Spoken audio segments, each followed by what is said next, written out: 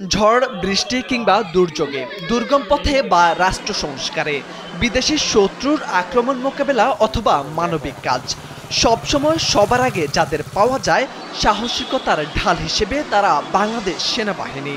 বন্যা মোকাবেলায় যখন দেশের সব শ্রেণী পেশার মানুষ ঝাঁপিয়ে পড়েন বন্যার্তদের সহযোগিতা আর উদ্ধারে, তখন পিছিয়ে নেই তারাও।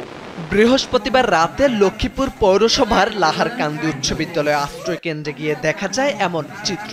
কুমিল্লা সেনানিবাসের ১৭ field regiment artillery captain Shah Muhtasim রহমানের তত্ত্বাবধানে সেনা সদস্যরা নিজেরা রান্না করে খাবার বিতরণ করেন। শুধু রান্না করা খাবারই নয়, বন্যার্ত মানুষকে নিয়মিত শুকনো খাবার, বিশুদ্ধ পানি, খাবার, স্যালাইন, ওষুধও দেন সেনা সদস্যরা।